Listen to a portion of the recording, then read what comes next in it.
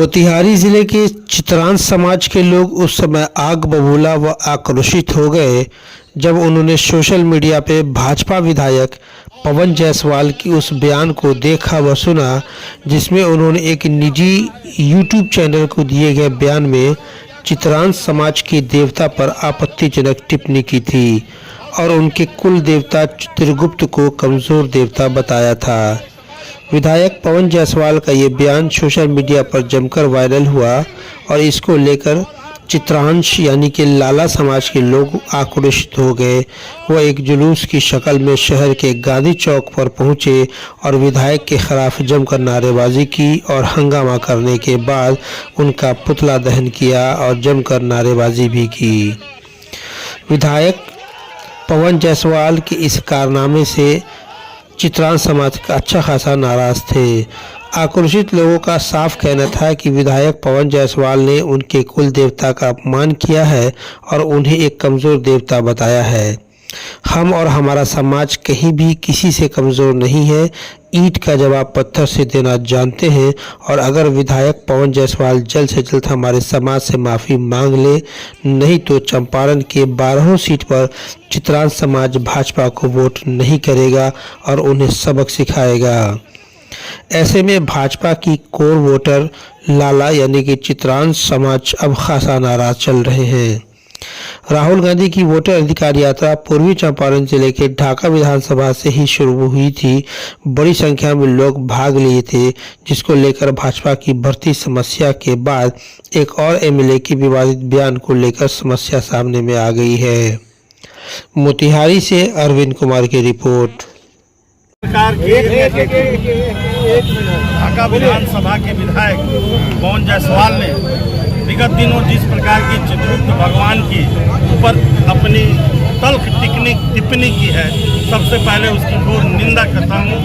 आज गांधी चौक से जिस प्रकार से उनका पुतला दहन किया गया है, उनको सिर्फ ये बताया गया है कि आपने जिस भाषा का प्रयोग किया है उस भाषा का प्रयोग सनातन धर्म में, संस्कृति में नहीं होती है।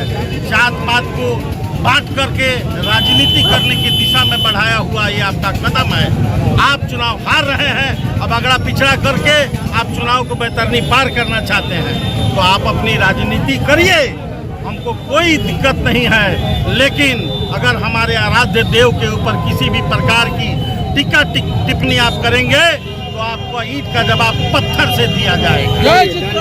जिस शब्द से दुखी किया है समाज को, हमारे समाज चित्रांश समाज को, इसके लिए उनको 2025 में ढाका में दिखा देंगे कि आप चित्रगुप्त भगवान क्या है और कलम क्या है, और आप भगवान को भी जो बांट रहे हैं वह सब भी सनातन धर्म में और सनातन धर्म कह के आप वहाँ का विधायक बनते हैं और सनातन धर्म का अवहेलना कर रहे हैं। इससे ज्यादा दुखद बात क्या कुछ नहीं है। पवन जायसवाल मुर्दाबाद। क्या बोला है पवन जायसवाल ने? पवन जायसवाल बोला है कि दो तरह के देवता हैं हमारे धरती पे।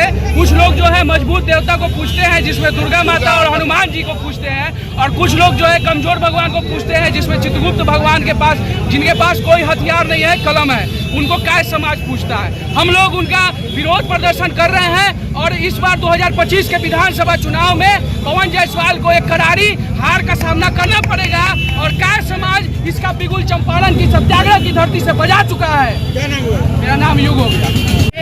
भर्त्सना योग्य बात है। पवन जायसवाल जी जिस तरह से एक खास समाज को आहत करने का कार्य कर रहे हैं या कहीं से शोभनीय नहीं है।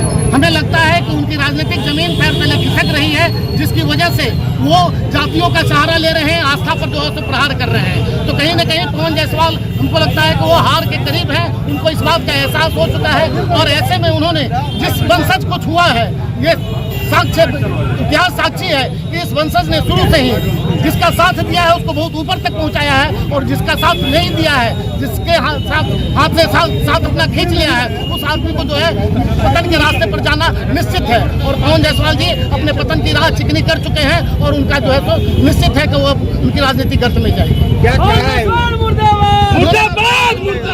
चित्रगुप्त वंशजों को, चित्रगुप्त भगवानों को कमजोर कायर बताने का काम किया है। भगवानों को भी उन्होंने कई भागों में विभक्त किया है और उसमें बताया है कि नहीं, जो कायस्थ के भगवान श्री चित्रगुप्त हैं वो हमारे भगवान नहीं, हमारे पूर्वज हैं और हमारे पूर्वजों को उन्होंने जो है भला बुरा कहने का काम किया है, जो बिल्कुल यह सहनीय नहीं है। हमारे समाज के द्वारा हम लोग इसकी जो है अत्यंत निंदा करते हैं और आने वाले समय में उनको इस बात का सबक सिखाने का कार्य हम सब मिलकर करके करेंगे।